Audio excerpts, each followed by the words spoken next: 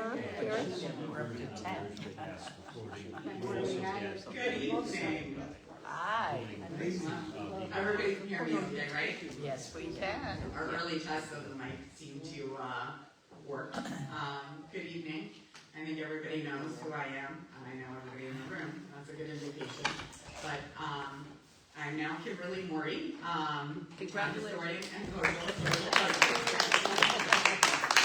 And I'm excited to be presenting myself tonight. You know, it's always a little nerve-wracking, even though I teach all day long, to be responsible for such a presentation in the public.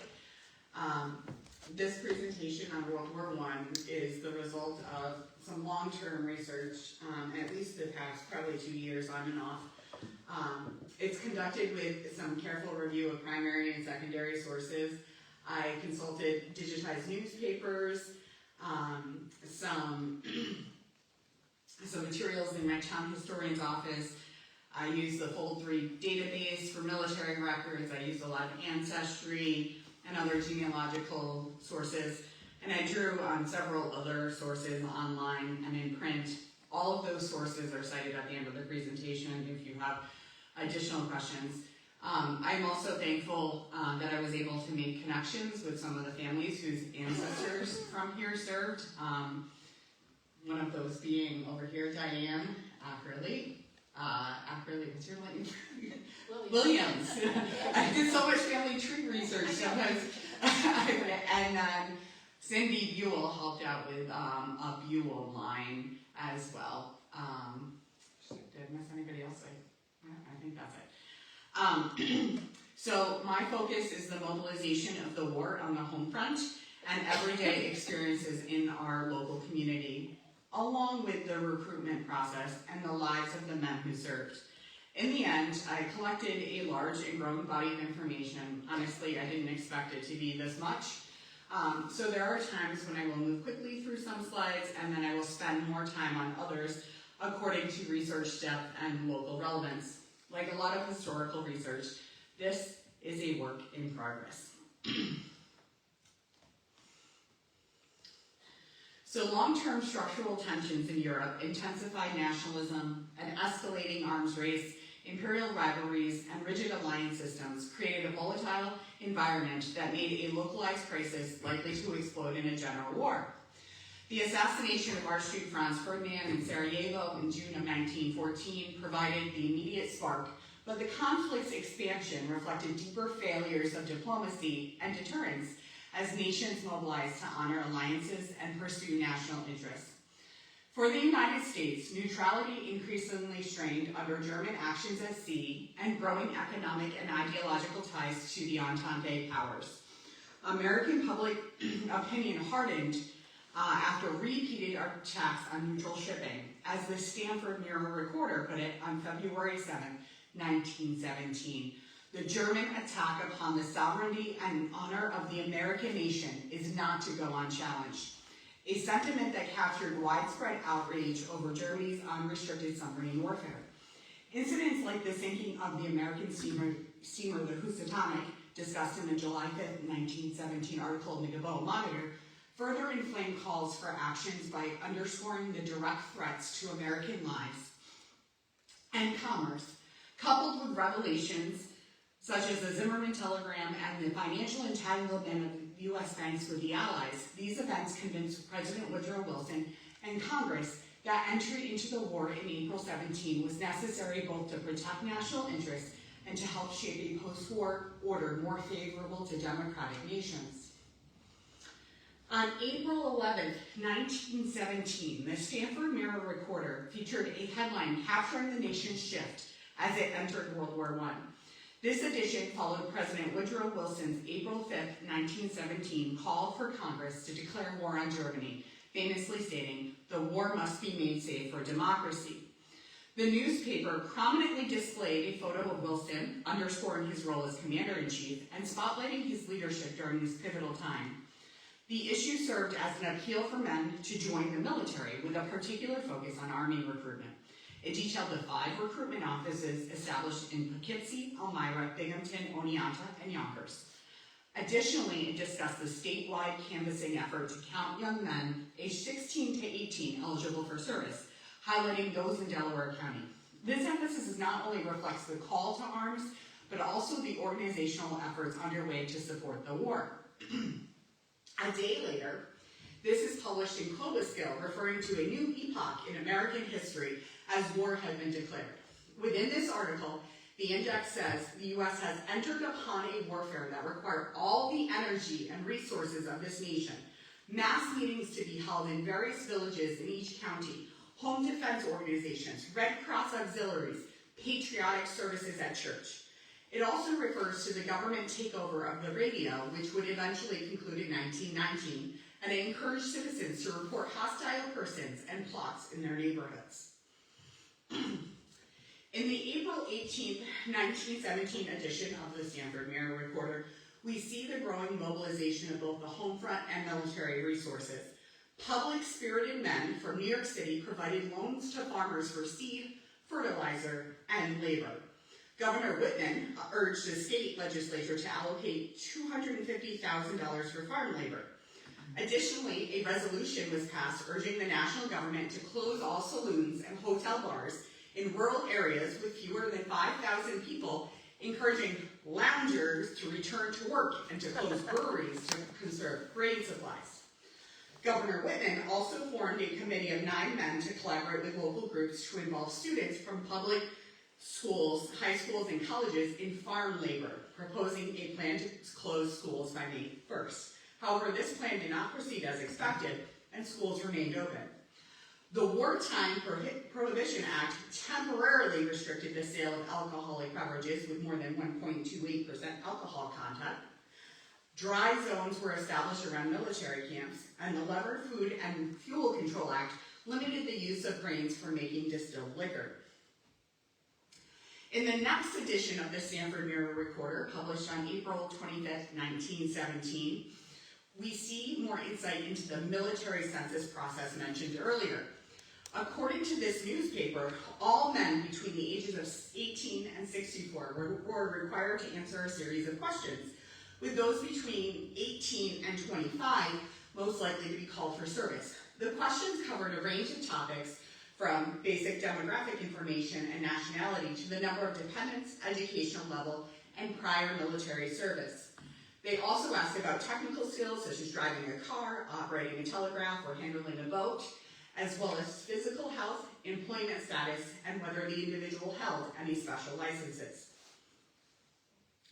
The Selective Service Act of 1917 was passed on May 18, 1917, and authorized the government to conscript men into military service. It targeted men aged 21 to 45 and aimed to register 24 million under its draft requirement. Of those registered, 2.8 million men who had been sent to Europe were later drafted into service. This legislation marked a significant step in mobilizing the nation's resources for the war effort during World War I. On the right here, you see a Mirror Recorder announcement that all men who have turned 21 since June of 1916 had to register by June 25th, and it gave registration centers for Delaware County.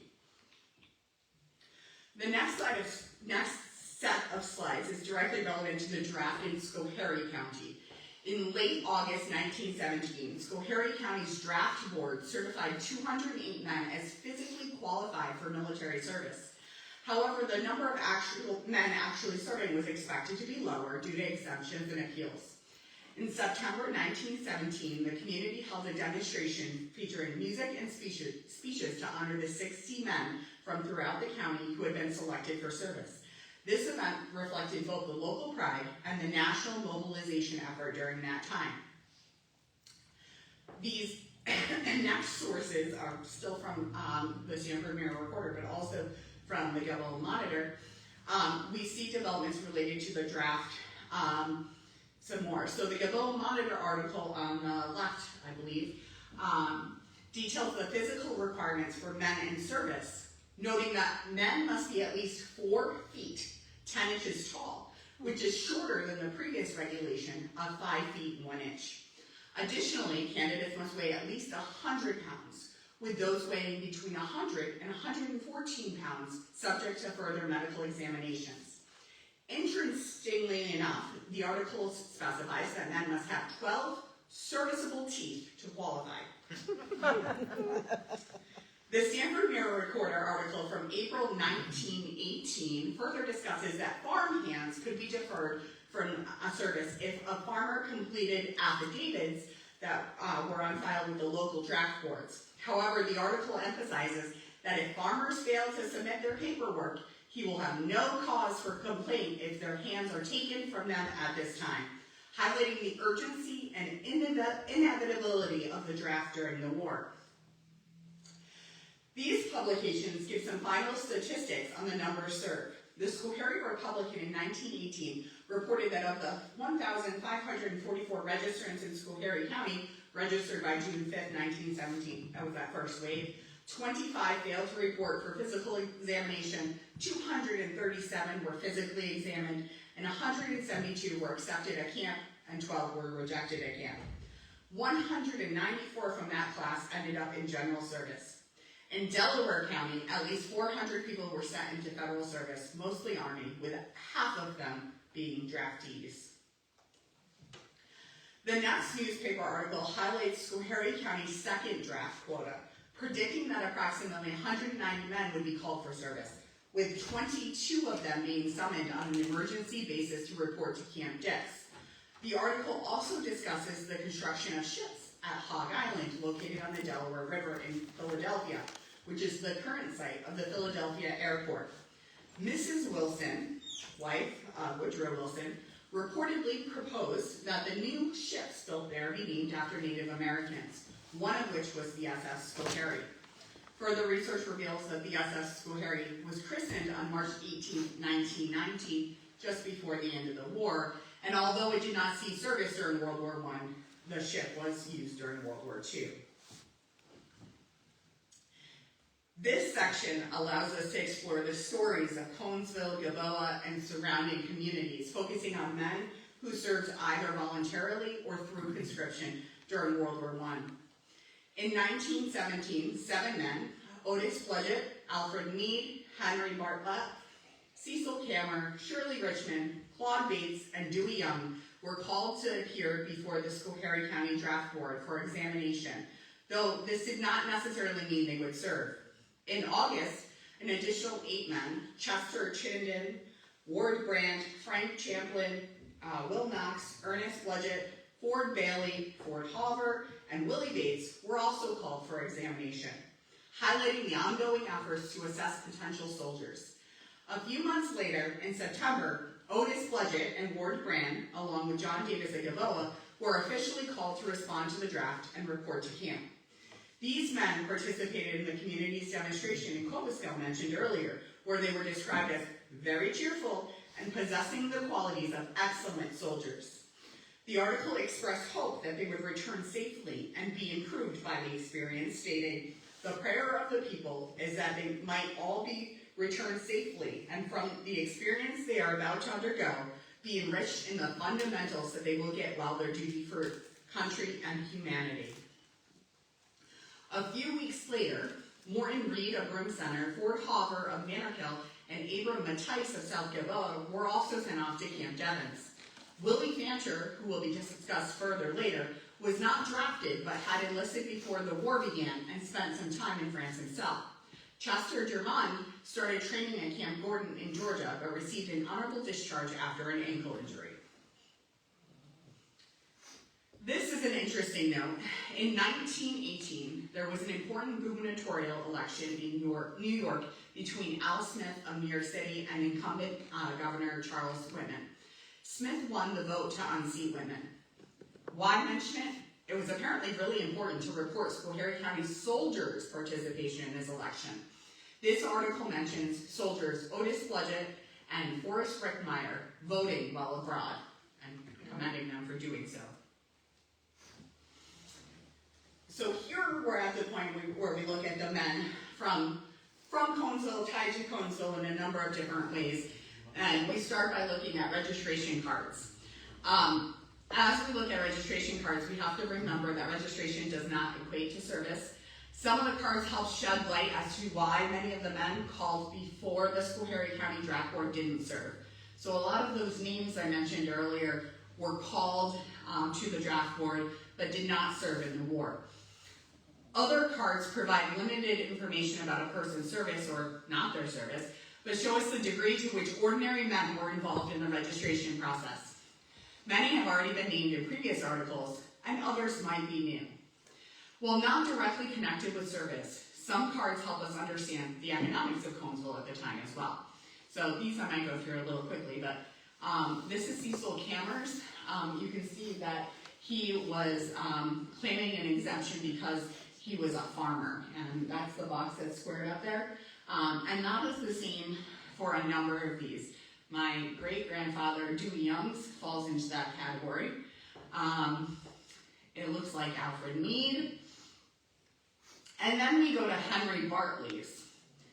He claimed exemption because he was the only blacksmith in town.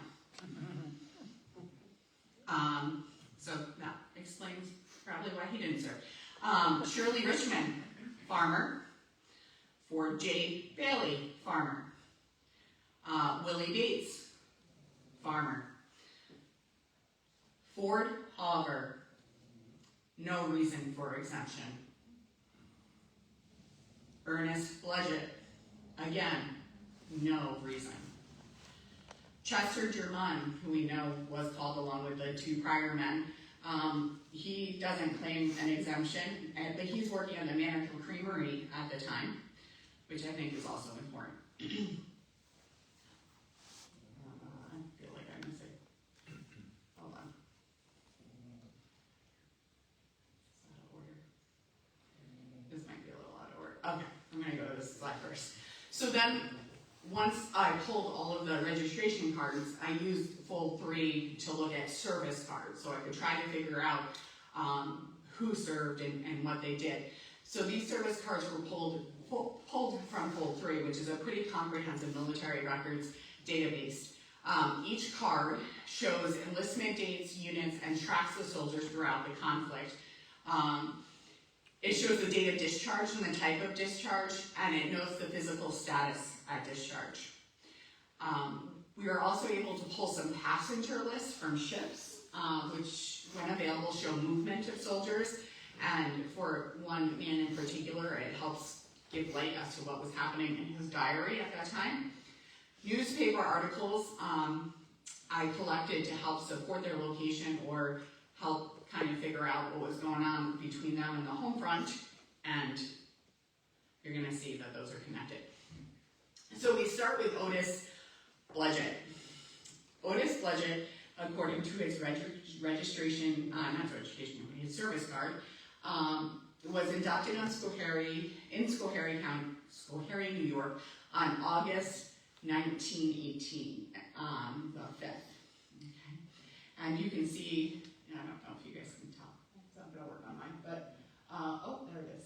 Here is all the organizations that he served in. So he served from August 5th, 1918, all the way to his demobilization in February of 1919. And he was a private in the war.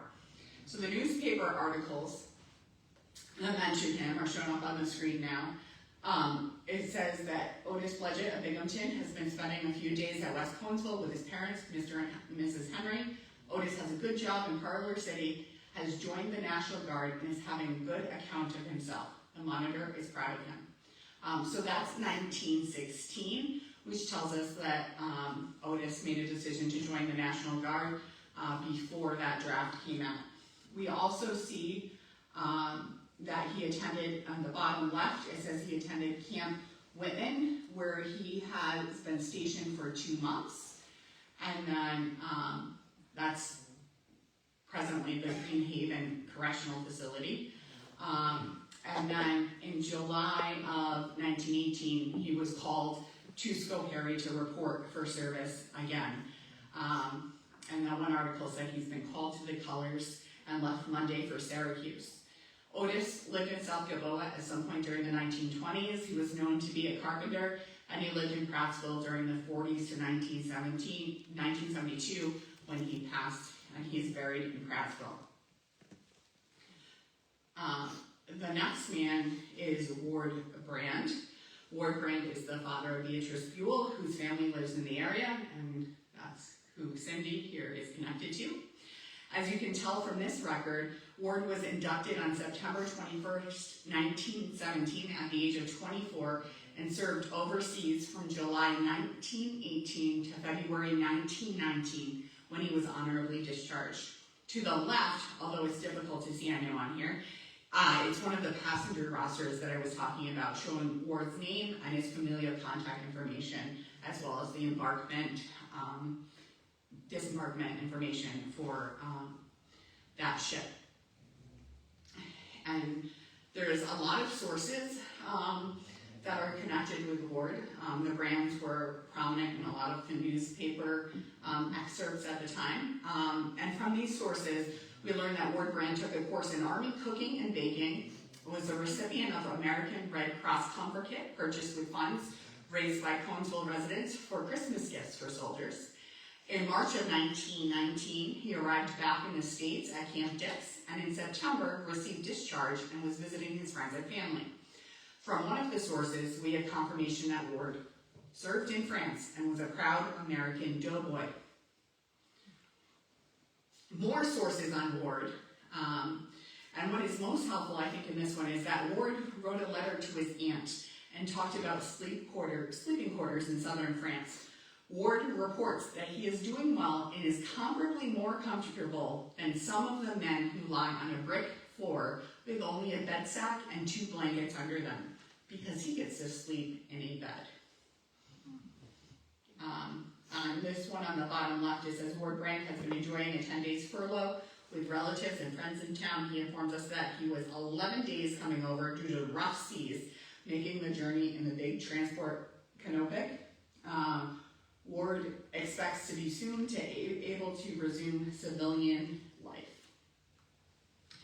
And I just wanted to give this, this Camp Devens is one of the camps in which a lot of local men were trained at. It's located in Iron, Massachusetts, about 50 miles from Boston. It's on the Boston to Albany Railroad, and it was created in 1917 to house and train 10,000 soldiers. Over 100,000 men from the 12th and 76th divisions passed through the camp. And I pulled that photo from the Library of Congress. So Ward passed in 1965 and spent nearly 20 years working at the Delaware County Dairy in Roxbury. And again, the Buells are connected with it. Okay, this next guy is not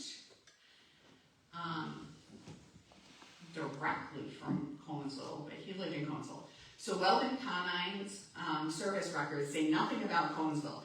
But when I was reading some of the articles, I found that he was living in Conesville at the time he was called to the colors in 1918. That's that newspaper article right here, as the war was ending. So he was one of the later calls. It says he was inducted on May 28th, 1918. Weldon did not serve overseas, and again, that is down here. You can look on all of the cards and see whether somebody actually served overseas or in a war. But he was honorably discharged for his service upon demobilization. Fred Hayner was living in Jefferson at the time. I don't know if the Jefferson Historical Society has come across his name. But he was born in Conesville.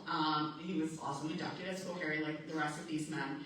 On September 21st, 1917. He did not serve overseas. Fred was, let me go to the next source.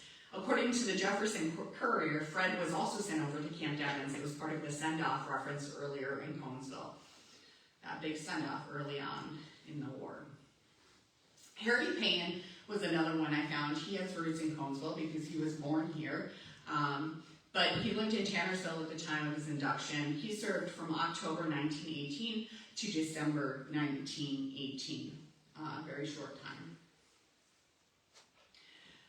This next one I was really curious about. Guy Owen was born in Conesville and was the only man tied to Conesville that I found who was actually killed in action during World War I. Guy lived in Durham at the time of his induction and served in the infantry from February 18, 1918 until his death in September of 1918. So he was 25 and 10/12 of a year old when he enlisted. And you can see from his service card that he was killed in action on September 26, 1918. Guy was killed, so I took that date, and that date helped inform a lot of the next things that come. So Guy was killed in action at the Battle of Moose-Argonne. Here we see his death listed in a number of newspapers across the state as overseas casualties.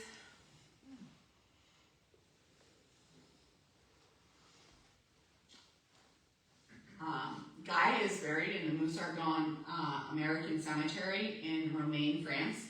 And he was posthumously awarded the Purple Heart for his bravery and sacrifice to this nation. And these are photos that I pulled from I think they're from the Library of Congress too.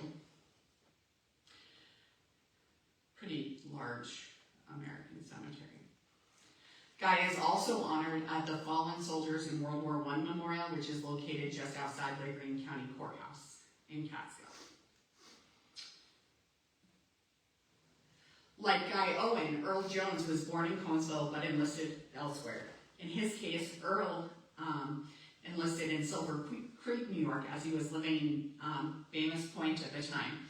Earl had close ties with people in this area, and an Arkville column reported that he served as a machine gunner in France as part of the 78th Division. His military record shows that he was slightly wounded in action on October 21st, 1919, and he was honorably discharged at the end of the war, noting that he was 50% disabled on his draft card, and that is, he's 0%, the next guy is 50%.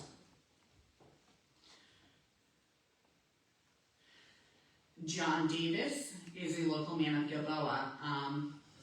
He enlisted in Schoharie in 1917, like many of these men, and in a letter published in the Gilboa Monitor, William Sloat writes home that presumably camp, and he asks about the dam work, which I will get to in a little while, and then says that John Davis is near him and they talk often. John Davis was trained at Camp Devens, and he left there as he was discharged because of something relating to his health. The next guy will sound quite familiar to a lot of people. Francis Bliss. Francis Bliss is another local man who served. You might remember him from presentations and displays at the Gilboa Museum. Francis was born in Gilboa, but lived in Middleburg at the time he was called to service. He did not serve overseas, but he was honorably discharged in December 1918. Bliss practiced law in Middleburg and had enlisted in the Army Signal Corps, where he served as a first lieutenant. Bliss was best known for his work in representing the town of Gilboa against New York City and for presiding as a New York judge at the second trial of noted gangster Jack Legs Diamond. Ford Hauver, which I mentioned earlier, also served and was part of the 60 men sent off with a grand celebration in Conesville. I was unable to find his service record, but I am unsure of what happened beyond Camp Devens for him. Little mention in newspapers too. Forrest Rickmeyer was mentioned earlier. He served from August 9th, 1918 until February 14th, 1919. But like many of the others, he did not go overseas. Chester Arthur Lyon of Gilboa served overseas from September 1918 to June 1919 and was honorably discharged on demobilization on July 22nd, 1919. And this next guy, Lawrence Van Dyke, I will mention again later. He is from Broome Center, and I found his name on a passenger list.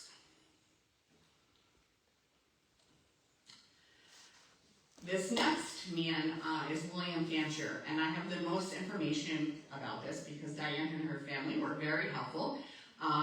William, or as he's better known, Will, and there's a photo right up here.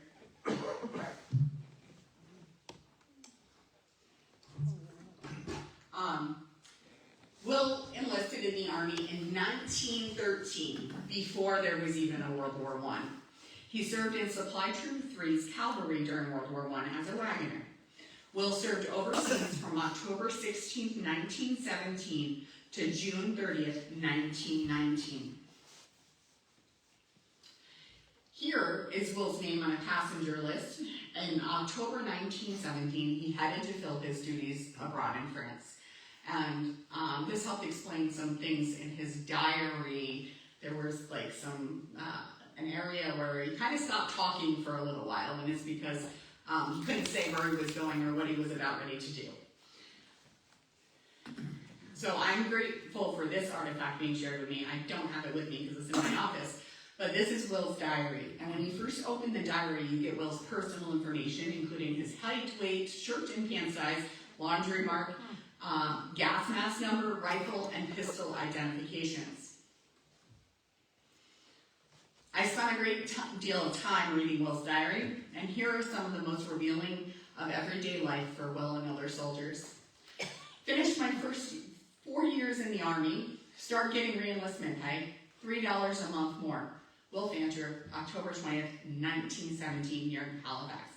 So he decided to re-enlist in the middle of World War I once the United States decided to join. And that's kind of where the gap is in his diary a little bit, in like September, October. Then he says, a few days later, water calmed down. I saw 4 torpedo destroyers. There was one around each ship to keep submarines away.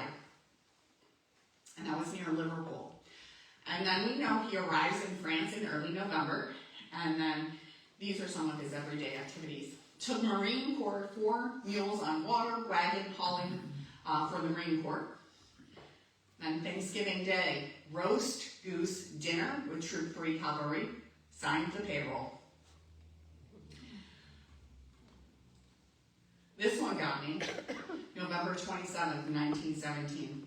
I have heard the saying, war is hell, and it is. I went on sick report with trench feet. Private Joe brings my meals to me of his own accord. I stood muster at 12, halt hang and PM, closed the year 1917 with early to bed and hoping the war will close soon, and I will be able to return to the good old USA. My feet are not quite well as they swell up towards night because trench feet and France. And then on Armistice Day he says, the war is won. Germany signed armistice. This is another one of his passenger lists. This is upon his returning to the United States as part of the Supply Troop 3rd Cavalry. This is one of the newspaper articles that was about him. I kind of mentioned it earlier because Ward Brand was in it. But this one says that the sum of $8 is raised in Manicoll and $4.25 in Conesville to be used for the purpose of buying Christmas gifts for our boys in training. A comfortable kit was provided for Ward Brand and $3 turned over to the Red Cross. The $4.25 raised in Conesville was sent to William Fancher, who is now in France. And Brand is expected home for Christmas and will be giving his present at the time. We've had many presentations on railroads, so I would be remiss if I didn't address something about railroads in this presentation. In May of 1918, on the 29th, I'm guessing it's the Catskill reporter on, well, let me go on the right first. The right is, I think that one is the Mirror reporter, talks about the fact that through Delaware County there was a transport of former prisoners of war And it says, among the many special trains, mostly bearing troops that passed through Hancock on Sunday, was one carrying 129 Italian soldiers en route from the Pacific Ocean who were made prisoners by the Austrians in their drive into Italy last winter. They escaped through Siberia to the Pacific coast, where they were picked up by a Japanese man-of-war and landed at one of our Pacific ports. They were on their way back to Italy to resume the fight against Austria. And then on the left side, it talks about a special train coming through Catskill, carrying the bodies of 185 soldiers. And it says a soldier guard of honor accompanied these hero dead, and each casket was covered with the country's flag. The train was en route to Chicago.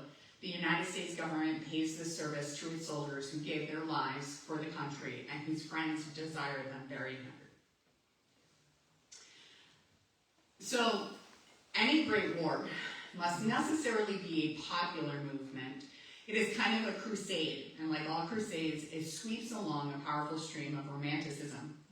We must be willing to give up something of personal convenience, something of personal comfort, something of our treasure, all, if necessary, and our lives to bargain to support our noble sons who died for us. This quote was made by William Gibbs McAdoo, leader of the United Treasury Federal Reserve at this time of World War I. So everybody, knows the Red Cross is operational all of the time, but during war, it has a lot of different things that it does. According to the American Red Cross's history, there were 4 major goals during World War I. It's providing direct services to the American Armed Forces. It's providing service to the Allied military forces with special emphasis on the French. It's going to provide a little bit of help to American and Allied prisoners of war. And then it's going to help civilian victims of war with an emphasis on children who are in Europe. So, in addition to the war effort, during World War I in 1918, we have the influenza epidemic, and the Red Cross is going to be pivotal in that. I don't really have a lot on the influenza epidemic, but that is happening in 1918. So the Red Cross, in the course of World War I, has all of these different sections, I guess I would call them. They have a home service, a production corps, they have a motor service, a hospital corps, nursing, which they're probably best known for, and a hospital service. Many of our people in town are involved with the home service and the production corps segments of this. So here are some examples of local Red Cross activities.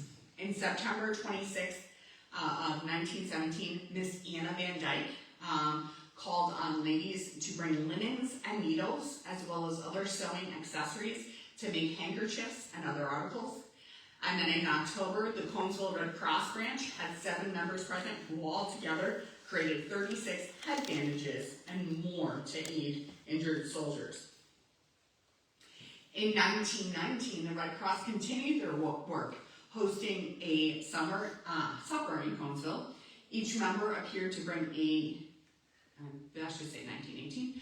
In 1918, the Red Cross continued their work hosting a supper in Conesville. Each member appeared to bring a dish, and $38.15 was collected. At that point, there were 130 Red Cross members reported in Conesville. And the Jefferson Courier reported that Conesville exceeded its quota in May of 1918 by raising more than $200 for relief.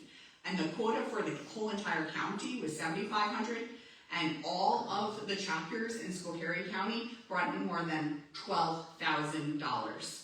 So that's a lot of money back then, and nearly $5,000 over the quota, what was expected for the county. So that was a big deal. In Gilboa, in the fall of 1918, the Red Cross chapter collected bath towels, hand towels, handkerchiefs, napkins, and sheets for the American Army to stop the bleed. Furthermore, they also collected clothing for the poor in Belgium. Beyond the Red Cross, women on the home front, including those here in Conesville and nearby towns, stepped up. In New York State, 2,200 camps were established to house women farmhands. Women like Frances Rickmeyer and Ava Parsons, who are at Roxbury, spent time being farmettes. Women were encouraged to change their cooking and eating habits to help win the war. On the right side is a ad for a newspaper article, kind of publication that can help teach women how to win the war with food. During World War I, the government had three main ways to pay for the war. They could borrow money, increase taxes, and print more money. Though printing the money could severely risk inflation. The solution was a mix of taxation and borrowing to raise funds effectively. In 1918, the Revenue Act of 1918 was enacted, which consolidated existing tax laws and introduced a progressive income tax with rates as high as 77%. Additionally, on the borrowing money end, Liberty loan drives were held nationwide to encourage citizens to lend money to the government, supporting the war effort financially. In April of 1918, Mrs. Mabel Patry of Conesville led one such drive in the local community. And you can see the newspaper article on the right talks about the part we play in the Great War and talks about the importance of everybody going out and buying a Liberty bond. In this section of the Conesville Index and the Gilboa Monitor, people are encouraged to buy Liberty bonds in remembrance of the Lusitania, which was sunk by one of the German U-boats. So the one says, a Liberty loan bond is a mortgage on the United States. Remember the Lusitania and buy a Liberty loan bond. And then it expresses to the Kaiser your opinion of his treatment of Belgium and his sinking of the Lusitania. Here are some additional things that could be found in the Gilboa Monitor.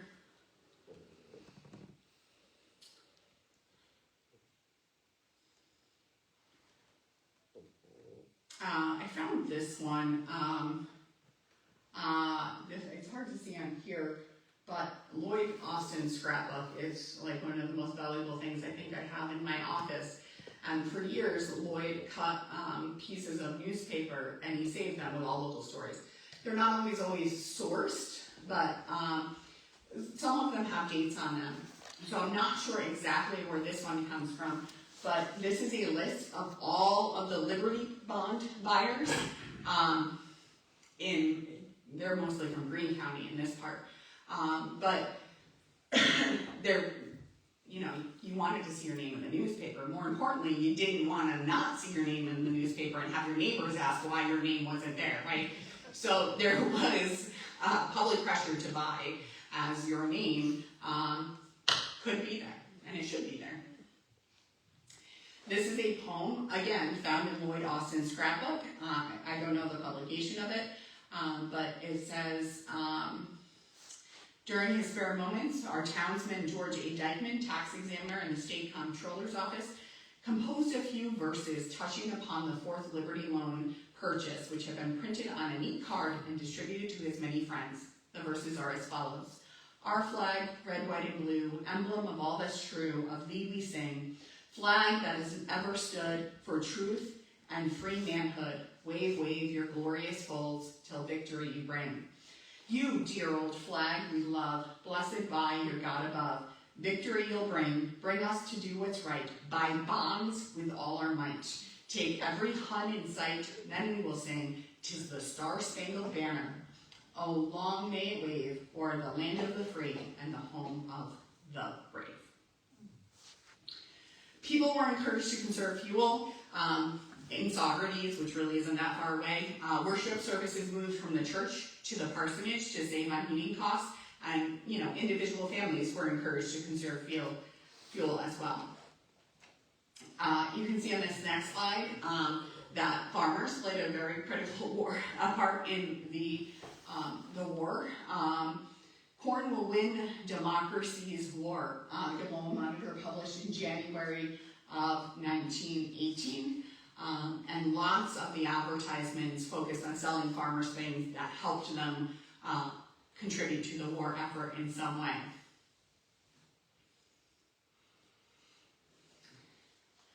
Catherine Harrington, who is one of the past Gilboa historians, wrote in a publication, I don't even know the name of the publication actually, it's one that I have from her belongings, and she reported that she had interviewed somebody, and this is what she heard. John Goodfellow hears over the radio that the government wants more food for World War I, so he grows, cleans, and bags 11 pounds of navy beans, which he sells in Albany. They are so clean that the commission dealer gives him a premium price. And John Goodfellow is from Gilboa. That was one of the things that she wrote. And then you can see on the right side is one of those advertisements encouraging people to conserve food and ration their goods. So say wheat, use more corn; meat, use more fish and beans; save fats, use just enough; and sugar, use syrups instead. Sugar rations were a big deal. They were at one point cut to 2 pounds per month. And this again comes from Lloyd Austin's scrapbook. And what I found is when I can find the actual source for the publications, they're either from Greene County, Schoharie County, or Delaware County. So it's definitely local. This one happens to be from Greene County. This is Jewett, where they say that on and after August 1st, sugar will be allotted to retailers on the basis of 2 pounds consumer per month. In this 2 pounds should be included the sugar eaten in cake, candy, and pastry. Consumers in towns and cities may not purchase more than 2 pounds of sugar at any one time, and consumers in rural communities not more than 5 pounds. The next is also from, Lloyd Austin's scrapbook. This is announcing price regulations. It says that the maximum price of a 1 pound loaf of bread is 10 cents, and a pound and a half, 15 cents. The profit on New York State cheese must not exceed 6 cents per pound, and the maximum price of flour is $1.20 per barrel if sold in 1/8 barrel packages. And then it goes on to some other details. And then on and after Thursday, October 10th, that's 1918, powdered sugar must not be sold except for commercial manufacturing and commercial baking purposes. This is one of my favorite things to show kids, is how the names of food changed during war. So Liberty cabbage, anyone know what it is? Coleslaw? No, you're on the right track. It's not coleslaw. Sauerkraut. Sauerkraut. Liberty steak and Salisbury steak. We eat a lot of it. Hamburgers. Yeah. Liberty sausage. Hot dogs? Frankfurters, yeah. You got it. So there was obviously a wave of anti-German sentiment, and really anybody who was on the opposing side of the United States during the war. One of the interesting things I found pertaining to that was that in March of 1918, the teaching of German in the high school of Oneonta was to be abandoned. So it follows a trend throughout the country to abolish everything German. And then these are just references to the United States School Garden Army, where children were encouraged to become involved in the war effort by growing their gardens and parts at school, but there's also a home component as well. It says Governor Whitman has issued a call to New York State boys and girls to enroll in the agricultural army. The enlistment campaign begins April 1st. And then you have Victory Boys and Girls, an organization of boys and girls, depending on what you were, that joined together to, it says,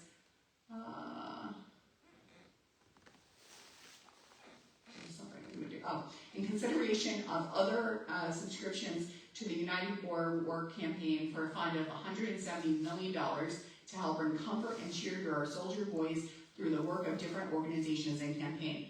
The Victory Boys and Victory Girls of Schoharie County are being organized to do their share to make the United War campaign a success.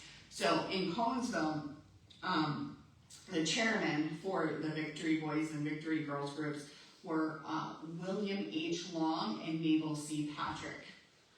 And I haven't really come across those names often. But those are examples of two of the posters for the Victory Girls and Boys. This is a advertisement for the store in Manorkill. You know, you look at it at first, it's pretty ordinary, but you can see that war is having an effect on their advertising campaign because they say, be patriotic and save wheat. We have the various wheat substitutes, table cornmeal, barley, rye, and buckwheat flours, cereals, etc. And bring us your farm produce. Everybody was expected to support the troops with goods from home. As we saw earlier, packages were put together. This guy, Samuel Harley in Grand Gorge, encouraged people to join in with the United War campaign. It says the people of Grand Gorge and vicinity are asked to contribute, I think it's $925 towards the cost of furnishing comforts for the boys in the service. Are you willing to deny yourself some of the comforts you have been accustomed to in order that your boy or your neighbor's boy may have the opportunity to obtain something that will warm his heart and serve to lighten his burden? Of course you are.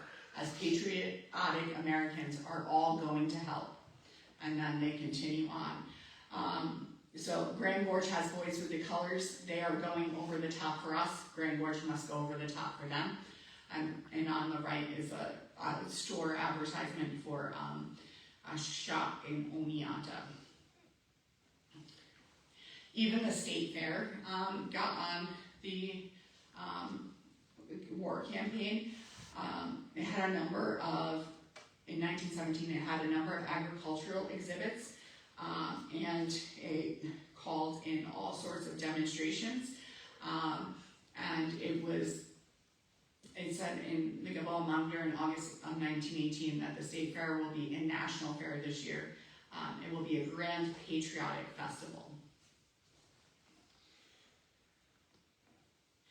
And at some point during my research, I came across a reference to Diane Galusha, and Diane was so helpful in sharing what she had found.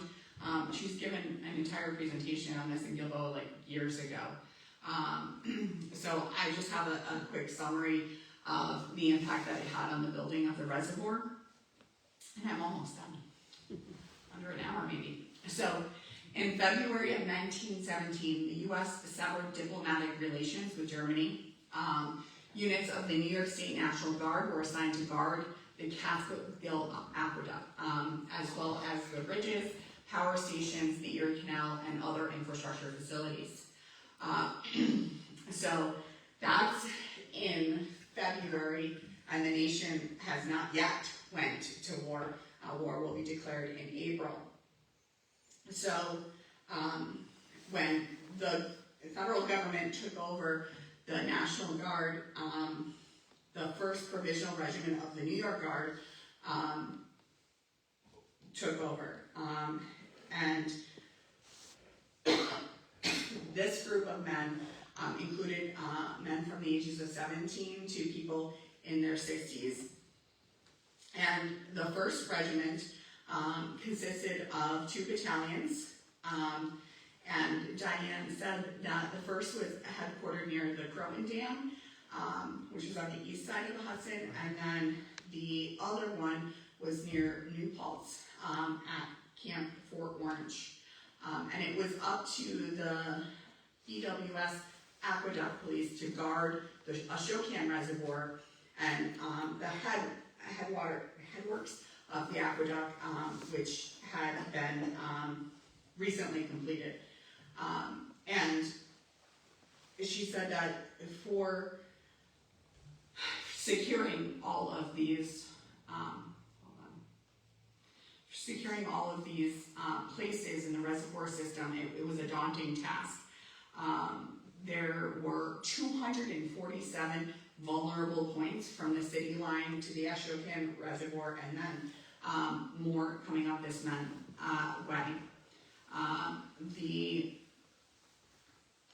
To go on to the next slide.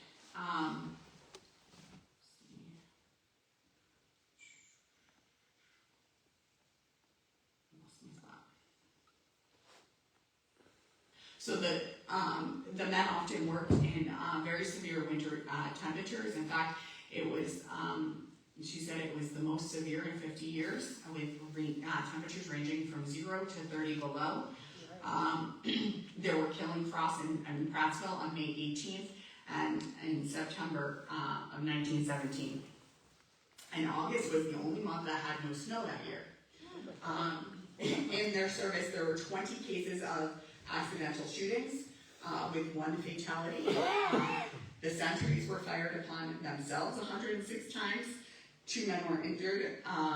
There were hundreds of suspicious actions reported, nearly 100 arrests. And these cases were prosecuted by the federal authorities. At times, airplanes were reported lingering over the vicinity of the protected New York City water supply. The armistice goes into effect in Europe of November 11th, 1918. So demobilization of the regiment begins in February 1919. And there is a group of men who receive a medal for their service, and she said they're remembered with a monument in Tarrytown. She said overall, there was a scarcity of labor and difficulty in obtaining construction materials, but there was the second phase of the Catskill system happening at the time, and that includes the Schoharie Reservoir and the Shandaken Tunnel.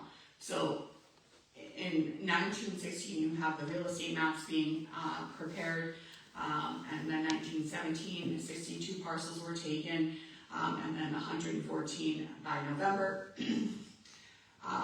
So the construction contract for the Gilboa Dam was completed on November 9th, 1917. And it was Hugh Non-Contracting in Massachusetts that won that job. And then this is where we get into the connection here. At least some of the workers were veterans of the Great War. And she said that 2 of those that she knows quite a bit about were Lawrence and Nelson Van Dyke, who had grown up in Kaiserkill in the town of Gilboa. Lawrence had enlisted in the Army December 15th, 1917. He served overseas in the field artillery from July 1918 to April 1919. And then his younger brother Nelson enlisted just about a week later and served with 2 different infantries in Europe, and he was slightly wounded. There was a 3rd Van Dyke brother who also saw service and survived. When they came back from the war, these brothers worked as farming, they worked as laborers, and then they found jobs on the Schoharie project. And they lived with their father, Thomas Van Dyke, stepmother, Alice Van Dyke, and that's on the Warren Caswell farm, nearly opposite the tunnel intake chamber. And she said it was at the chamber where the Van Dyke brothers died together in November of 1922. They were the only 2 men at work on a scaffold taking down concrete forms.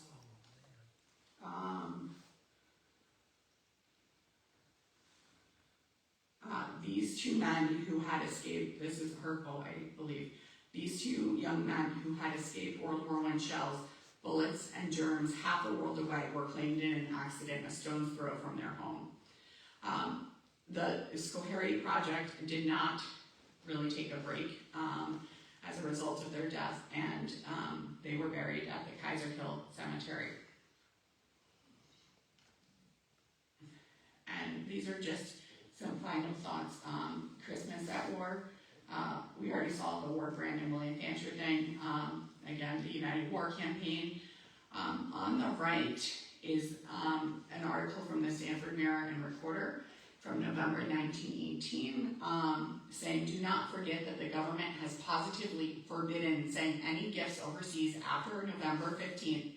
When a carton has been packed, it must not exceed 2 pounds and 15 ounces gross weight. Take it to the Red Cross rooms where the committee will inspect and wrap it according to instructions which they receive from the government headquarters.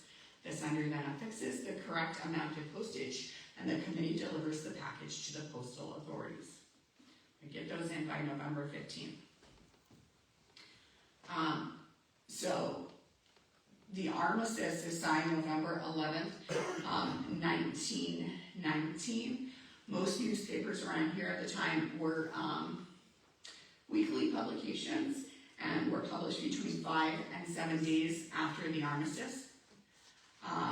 So this is the Catskill Mountain News on November 15th, celebrating news with a peace with great spirit. Margaretville made noise on all day and part of the night. Kaiser hung from a wire and burned. Many people say the day was the happiest they ever knew. And then it goes on to talk about it in other communities as well. In Conesville, Victory Day was celebrated. This was November 14th. Conesville celebrated the event with patriotic demonstrations. More than $5,000 contributed to the War Work Fund. Never before have the residents of Conesville enjoyed a play day like Monday last, and it was a tired and weary lot of boys who sought rest for aching bodies and blistered feet when the bedtime came. This is from the Roxbury Times, November 16th. The Great Victory. Roxbury citizens have a big celebration. Monday was a holiday. All business was suspended. Everybody had a good time. A grand parade and a big bonfire, clam bake, and dance. And this is just 2 days after the armistice. In the Stanford Mirror Recorder, this one, I like this cartoon showing the Allies' harvest moon and Germany laying down its arms. The next one I don't know the source of, but again, we see a picture of Woodrow Wilson here, Commander-in-Chief. The date on this one, I'm unsure about, but it says Germany lays down arms. The hostilities stopped at 6 a.m. Monday. Ex-Kaiser in Holland. Amended terms give Allies entire submarine fleet. All draft calls have been suspended. And that is what I have.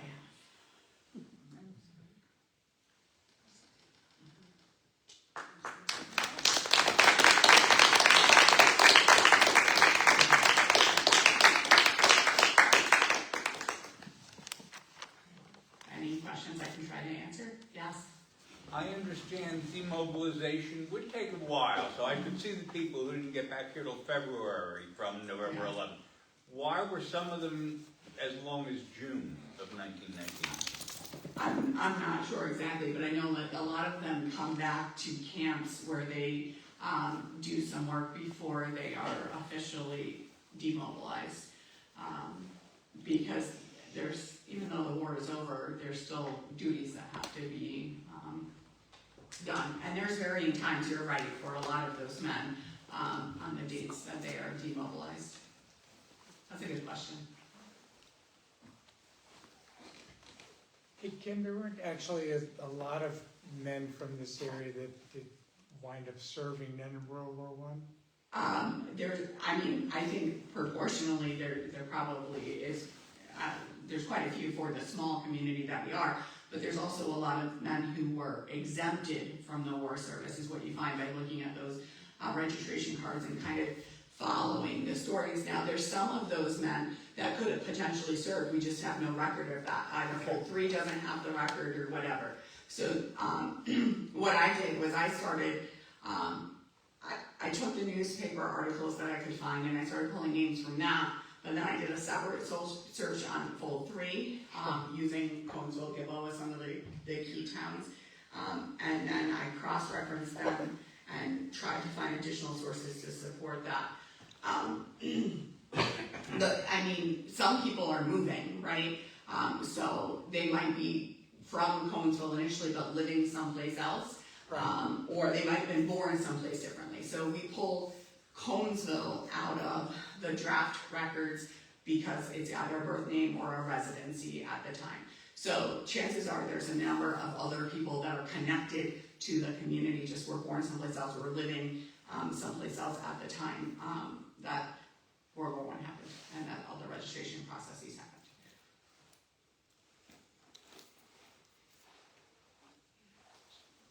Yeah. I just wanted to say I really appreciated the reviews of the reactions in the local towns on Armistice Day. And I can remember my dad living in Wyndham. He was born in 1907, so he would have been about 10, telling how him and the Thompson boys were up on a chicken house banging on some tin cans. So a lot of people got involved in that. Yeah, it seems like there were pretty large celebrations. It was. Sounds like.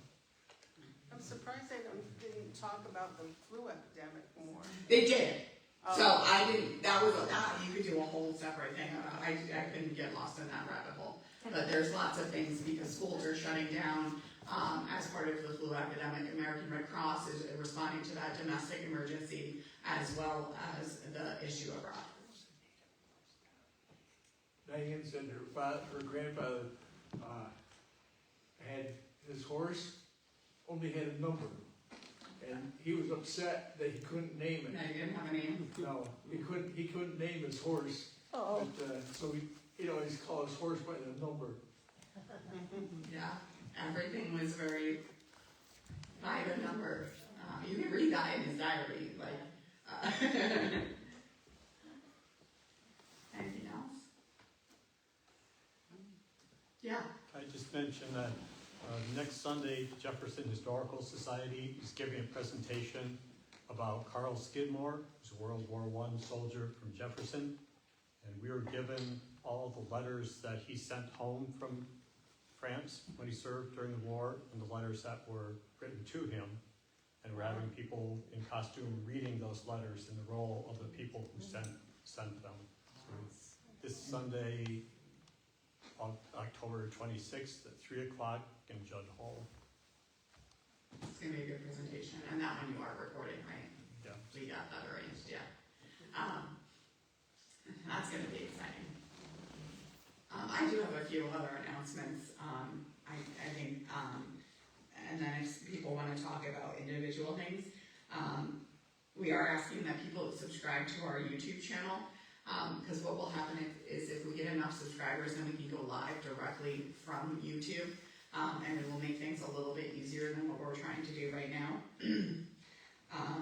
If you're interested in the paint night this upcoming Saturday at 1 o'clock, paint afternoon, you need to RSVP to Carrie if you have not done that.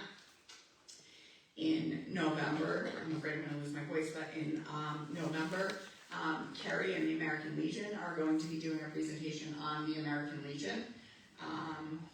So that's the 17th. Our 5K is the 29th of November, and I received in my mailbox today the flyer. If you haven't, I'm sure it's on its way. Get your registrations in because you get the t-shirt if you register by the end of the month. And if you know of anybody that might be interested in sponsoring the 5K, we would love to have additional sponsors. And our Christmas silent auction is the 14th of December in the evening, and Sue and Debbie have been busy collecting things for that. And again, if you have something you want to donate or know of a place that might be of assistance for that, last year we raised over $2,000, I think, or close to that, with that event. And does anyone else have anything? Thank you, that was fabulous. Enjoy the treats.